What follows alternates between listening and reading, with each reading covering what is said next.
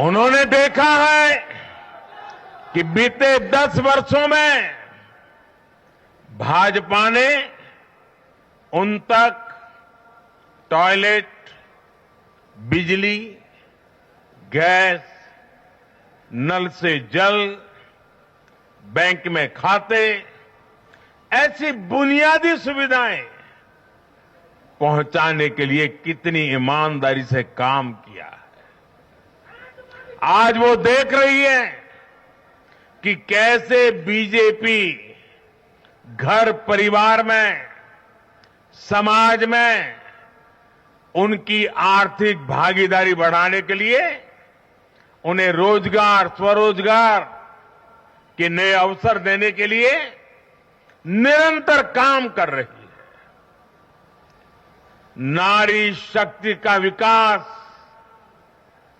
BJP के विकास model का एक महत्वपूर्ण स्तंभ भी है और इसलिए इन चुनावों में महिलाओं ने, बहनों, बेटियों ने एक प्रकार से भाजपा के विजय की पूरी जिम्मेवारी अपने हाथ में उठा ली थी और भरपूर आशीर्वाद दिया है। मैं आज पूरी विनम्रता से देश की हर बहन बेटी को यही कहूंगा कि आपसे जो वायदा बीजेपी ने किए हैं वो 100% पूरे किए जाएंगे और ये मोदी की गारंटी है।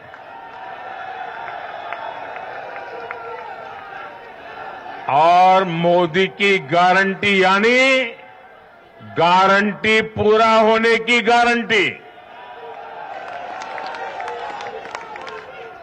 साथियों, चुनाव नतीजों ने एक और बात स्पष्ट की है। देश का युवा सिर्फ और सिर्फ विकास चाहता है। जहां भी सरकारों ने युवाओं के खिलाफ काम किया है वो सरकारें सत्ता से बाहर हुई है। चाहे राजस्थान हो, छत्तीसगढ़ हो या तेलंगाना हो, ये सारी सरकारें पेपर लीक और भर्ती घोटालों के आरोपों में गिरी हुई थी। परिणाम यह हुआ कि इन तीनों ही राज्यों में सत्ता में बैठे दल अब सरकार से बाहर है। आज देश के युवा में ये भरोसा लगातार बढ़ रहा है कि बीजेपी ही उसकी आकांक्षाएं समझती है, उसके लिए काम करती है। देश का युवा ये जानता है कि बीजेपी की सरकार युवा हितैषी होती है, युवाओं के लिए नए अवसर बनाने वाली होती है। साथियों, आज देश का आदिवासी समाज भी अब खुलकर अपनी बात रख रहा है। ये वो आदिवासी समाज है जो कांग्रेस की नीतियों की वजह से 7 दशक तक पीछे रहा, जिसे अवसर नहीं दिए गए। इनकी जनसंख्या आज 10 करोड़ के आसपास है।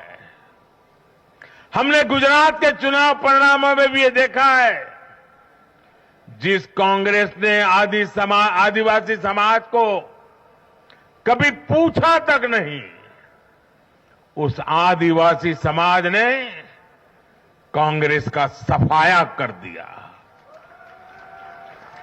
यही भावना आज हमने एमपी, छत्तीसगढ़ और राजस्थान में भी देखी है। इन राज्यों की आदिवासी अंचल की सीटों पर कांग्रेस का सुपड़ा साफ हो गया है।